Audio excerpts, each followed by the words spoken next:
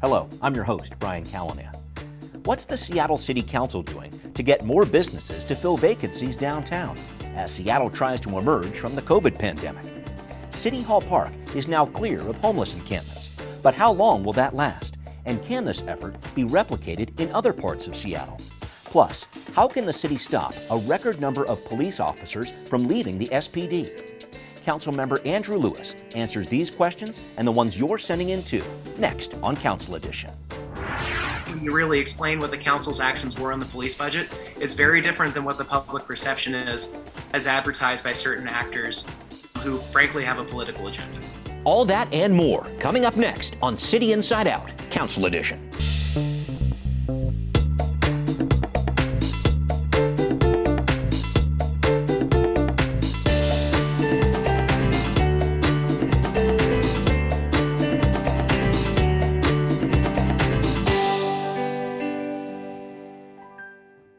And Councilmember Andrew Lewis is with me here. He represents District 7 from Pioneer Square to Magnolia. He's also chair of the council's Select Committee on Homelessness. Thank you very much for making time during a very busy period of time for the council right before the summer recess here. How are you doing?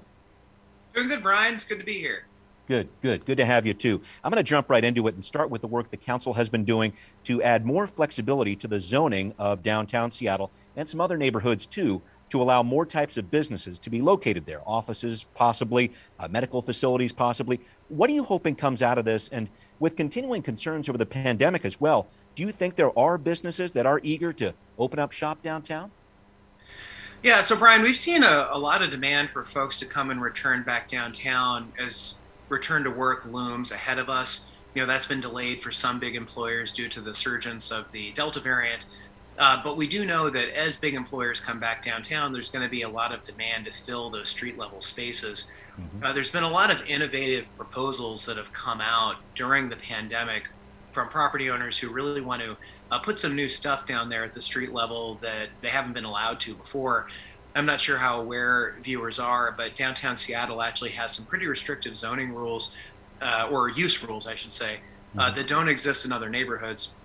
So if you're in a business district in downtown Ballard or Lake City or Columbia, Columbia City, there's all sorts of flexibility to allow you to put in different uses. But downtown is pretty limited to, unless you want to open a restaurant or put in retail, you really don't have a lot of other options. So we're going to really open this up here and allow for more innovative uses. I'd love to see something, for example, like a factory/retail sort of placement, like the Soto Filson factory. There's all sorts of different things that we could be doing to get more tenants and a bigger variety of tenants in those spaces, and just be primed to time that with the return to work and a resurgent demand for street level use downtown. Yeah, and I think a very interesting part of this, the legislation you're working on would essentially open up applications for these permits for about a year. But if a permit gets granted, it will be good in perpetuity. And I wanted to talk about this, the potential change downtown on a more permanent basis. I know you're working on this in South Lake Union too, but changing those neighborhoods a little bit where this might apply for a longer period of time. Yeah, well, you want to give people the assurance, right, that if they come in and they put in a use as a tenant, that they can continue to do that as long as they're meeting their obligations as a tenant and it's a it's a productive use of the space. So we want to give that assurance to folks and say, look, you've got a year, come forward with some of your innovative options for putting some new energy into the space. And if you do, you can continue to do it and it can continue to be a part of the community. And I'm really looking forward to the creativity of some of the folks that come in and want to add some of these new uses to make a vibrant downtown space. And I think it's going to be a really great addition and make the neighborhood more vibrant. Sure, a lot of things getting reimagined, I guess you'd say, as we emerge from the COVID pandemic here. I want to talk about another reopening of sorts. City Hall Park, just south of the King County Courthouse. It has been cleared of encampments of homeless people. You visited the site right before it was getting cleared out recently. I know there were a lot of public safety concerns around this camp, especially after a camp resident was accused of an attempted rape in a courthouse restroom. I want to get to where all these people found places to live in just a minute, but there's been so much frustration over the fact that it took this attempted rape plus a fatal stabbing in this park, a reported assault earlier this summer for authorities to act. I had one viewer put it this way to me. City council members don't care about what we, the unrich, think. The courthouse attack is their fault for their lack of holding anyone responsible for their actions ever. Cranky Cascadia, thank you for the tweet. Councilmember Lewis, how do you respond to that? Yeah, well, I think first it's important to center. We don't actually know exactly where the person who did that attack in the courthouse was living, so I think it's unfair to characterize the encampment operation as really having a link with an attack like that. Okay. I think part of this is just that to have a broader conversation about the King County Courthouse. Yeah. I mean, it is a building where justice is meted out, and it's a building that's full of folks who are standing, accused of crimes. And I think part of it is we just need to come up with maybe a better strategy for exactly where we parse out all these adjudications. Like, should we have victims of sexual assault coming to the same place to get, extreme risk protection orders, for example, as we are also having trials for perpetrators of some of those offenses? Yeah. Should those be done in the same facility or different facilities? Yeah. So some of it is just inherent to the courthouse as a place, is there's going to be unique security concerns that we need to respond to as policymakers, that are independent of things like the encampment of the park. Okay. The second thing that I would say is we do know for a fact that there were concerning activities that were happening in that park. As you said, there was a community member in the early summer who was murdered in that park, and that is certainly something that happened and had to be addressed. The council moved fairly swiftly in April to appropriate $12 million for the Just Care program, which ultimately was successful in providing placements for the people living in the park. Okay. All we can do is appropriate the money. Operationalizing that takes coordination from the executive authorities. Prosecution for people accused of crimes, I mean, that falls on the county prosecutor and the city attorney. So, all the council can really do is appropriate money for things, and then have an oversight obligation to make sure that those things are followed through on. Okay. Just Care was finally, that council funding authority was finally remitted to Just Care on August 1st.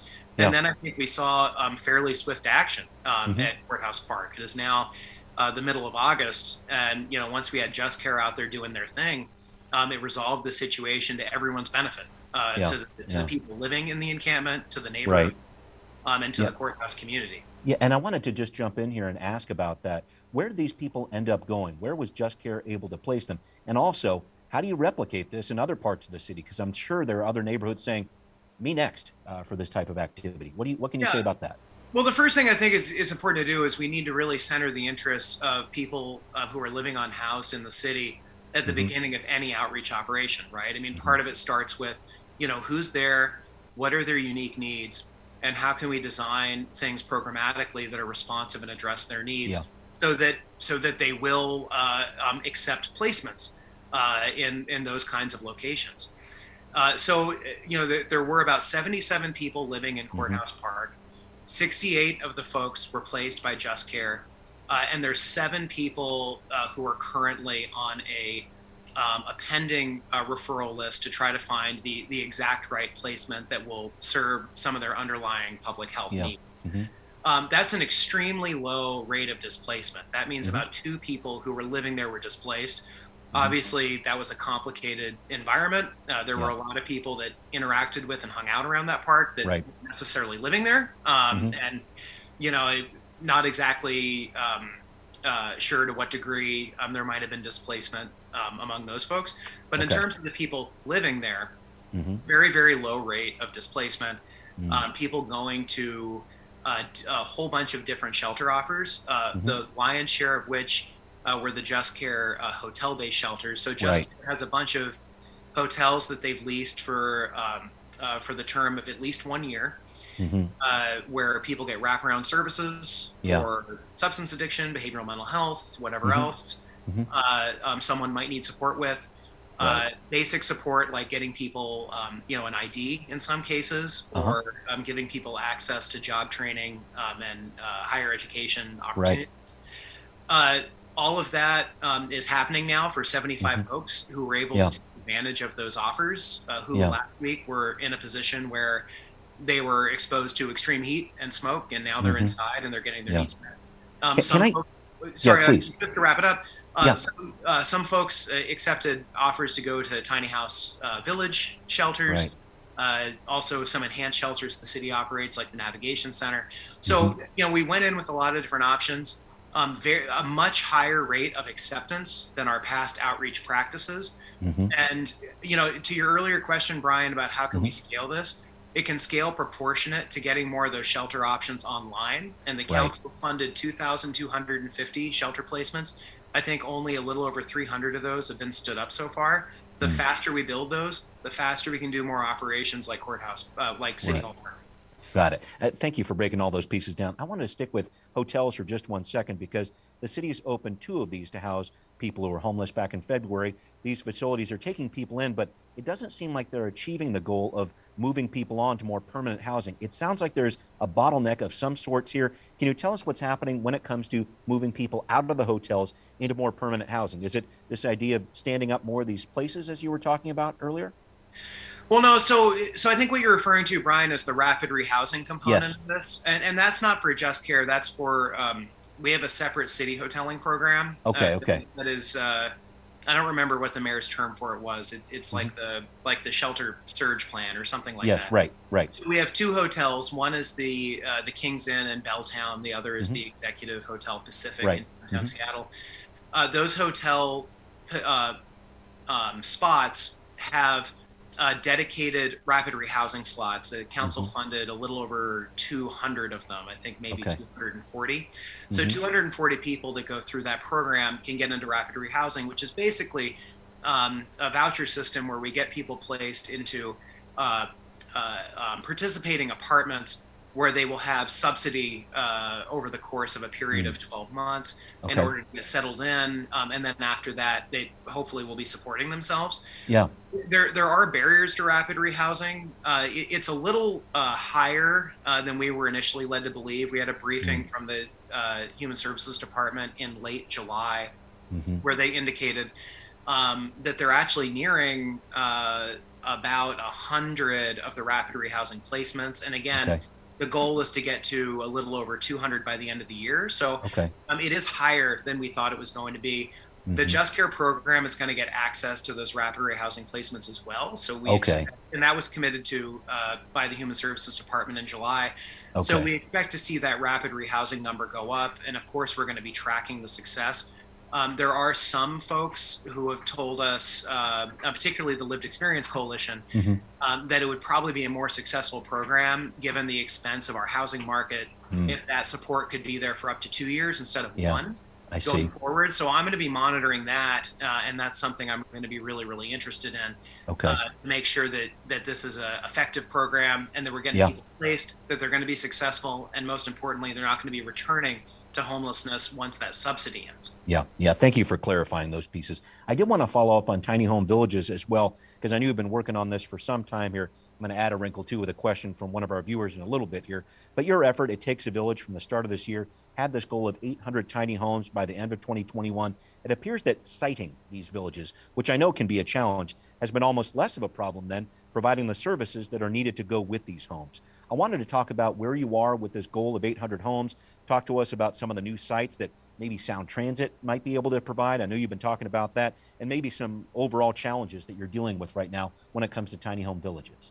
Yeah, so at the top, Brian, I'll confirm that that is definitely true. Sites are not a problem. And we have tons of sites between Seattle Public Utilities, Seattle City Light, Seattle Department of Transportation, Sound Mhm. Transit, a lot of faith partners, a lot of churches that have sites.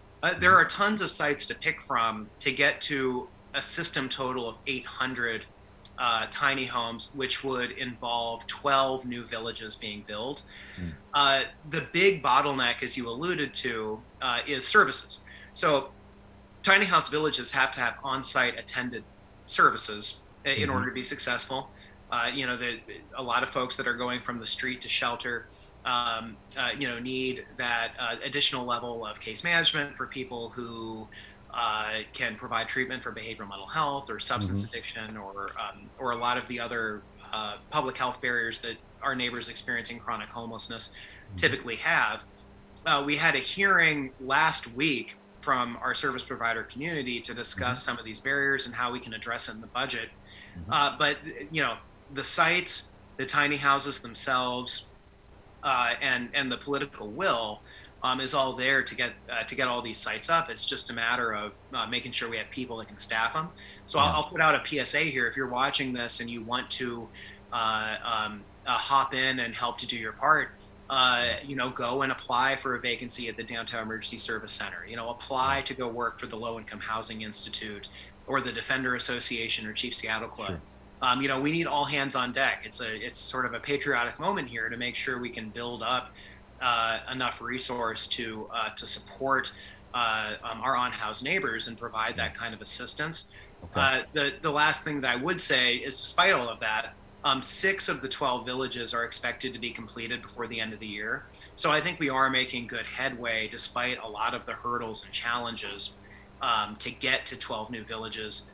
3 of those should be online in October, and that's the village in the University District. Yes. There's a village up in North Seattle on Aurora, and then an expansion in District 7 in my district, a doubling of the size of the Inner Bay Village. Those should all be done in October. And then the hope is before the end of the year to get an additional 3 villages, hopefully another one in my district. I would like to see another District 7 village in addition to the 2 that we already host. But that work is coming along despite some of those hurdles, and it's just knock down one bottleneck at a time, and we can get there. Okay. I wanted a final question on homelessness to send your way. It comes in from one of our viewers. Eric writes this. Mayor Durkin says that before COVID, only about 40% of our homeless population became homeless outside of Seattle, but that percentage is now up to 60% and rising. Should the Seattle Council do anything to discourage the homeless from moving to Seattle, occupying public space, and requiring services like free housing? The age-old question here about a magnet effect when it comes to services and housing in Seattle. How do you respond to that?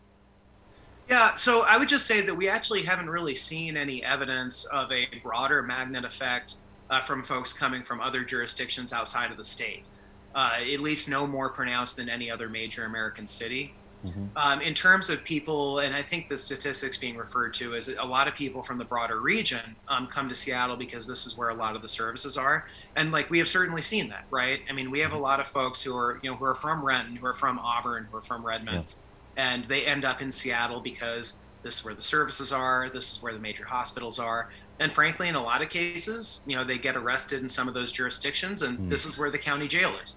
So I think that the result of all of those things combined mean that we're in sort of a unique place. I think the way to address that is through the Regional Homelessness Authority, which is going to finally provide some regional coherence. I think that we've seen the county acquiring a lot of hotels in some of those suburban cities.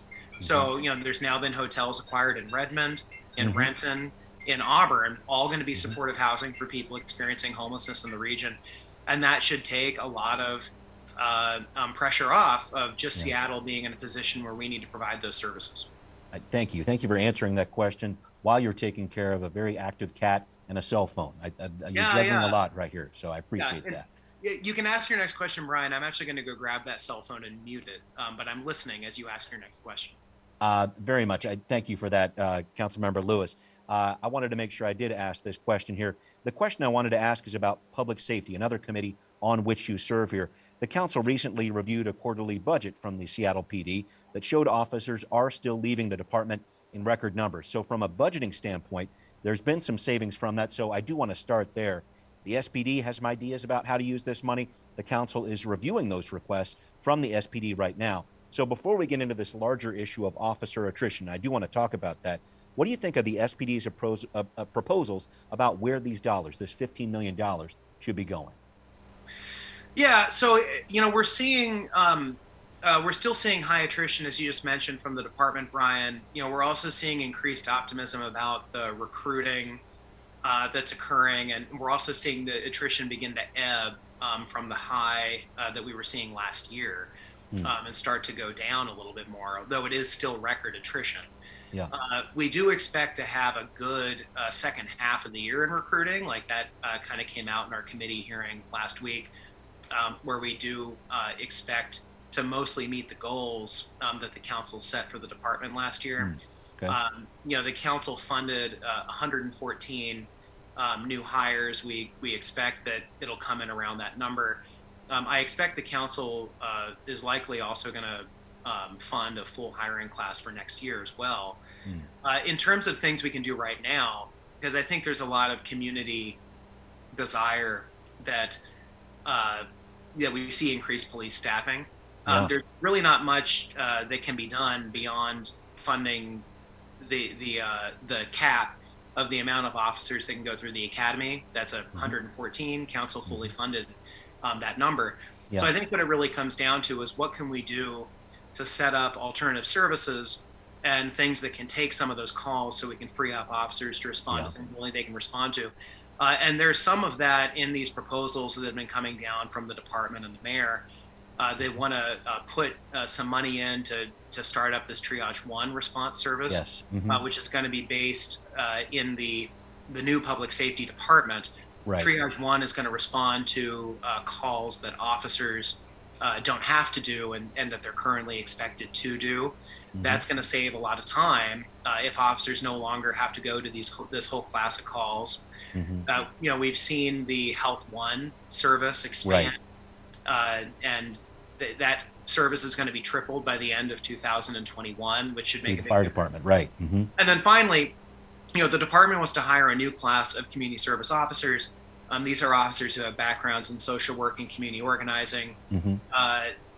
It's a good investment because typically the way that they operate is a patrol officer will respond to a call for service. It's evident when they get there, this doesn't need a police officer. So they clear the call and they dispatch a community service officer who can help, de-escalate people, do system navigation for social services, or all sorts of other attendant things that they're capable of doing. So those are the things I'm most excited about to provide a tangible service benefit to what people can see and experience on the street. What we need to make sure that we're doing is continuing to stand up these alternative civilian services so that sworn officers are only responding to things we need them to respond to. Got it. I wanted to focus on this bigger issue of officer attrition if we could here. We still do have a number of officers leaving here. 100 at the start of the year, maybe 60 of them through the end of the year is what I heard at that most recent committee meeting there. And I think you've seen it in the exit interviews from these officers. Many of them are not feeling supported by the city. And I know in that recent meeting, you, Councilmember Herbold, Councilmember Peterson, had some words of thanks for officers who are staying on the job. But I know there are cops out there who are thinking, wait a minute, just last year, this council was talking about defunding the police by 50%. So I wanted to ask the question, how do you improve the trust between the department and the council to get the buy-in of rank and file officers as the city continues down this path of reimagining public safety? Yeah, well, I think it's important to say, the council needs to continue to admonish bad police work the same way we need to continue to respect and hold up good police work, right? I mean, we have an oversight obligation. I think that from reading those exit interviews, and I've read quite a few of them, there certainly are issues with the things that some council members say about the police. There's also quite a lot of complaint in those exit interviews about command staff and command decisions. I think that what's really hard for the council is when we see things which we now have significant public record about, a Sentinel review from the Office of the Inspector General confirming that certain strategic decisions the department made last summer made matters worse and exacerbated public disturbances through police decisions made by the command staff. When we see situations like a federal judge, Judge Jones, make a ruling from the bench that the police were in open violation of federal orders, using excessive and unconstitutional force against demonstrators. These are things that I see and I say, look, what's the council supposed to do? We can't sit back and stay silent when our police force in our name is doing things that objective oversight actors are saying are wrong. And, I'm going to tell you, Brian, I don't necessarily blame the frontline officers that are just following orders, but I think that there is something to be said for the need for more accountability from the top of the department. We have not really seen any admonishment or accountability for people on the high level of the police command that made some of those calls last summer. And I think we need to address some of those frustrations to regain trust, because you're right, rank and file officers are suffering poor morale as a result of a system where you have a lot of community frustration with a department where they're not seeing sufficient accountability. Yeah. So I think that has to be part of it. We also, the council, I'm sure, as I said earlier, will continue to fund hiring new classes of recruiting classes of officers as we go through this bridge period of standing up alternative services. Yeah. And I think we also, and this is a connection I made at the committee. Look, it's about officer wellness to say, officer, you don't have to respond to a person down call. You don't have to respond to someone in a mental health crisis. Like, we're going to send a different service to do that and take it off your load so you can do what you were trained to do. And I think that has to be part of this conversation as well. Yeah. So, I think that we all need to take a step back and contextualize it. I think it's important to contextualize that most of the council's actions have actually been in that vein of standing up alternative services. I would say this, if there's any officers watching, the council has not made a single cut to a police officer position. The cuts that we've made have been moving civilian entities to other departments in the city. And it's important that these be accurately communicated. Yep. Because I think there's a morale effect there too when you have certain political actors in the city misrepresenting council actions.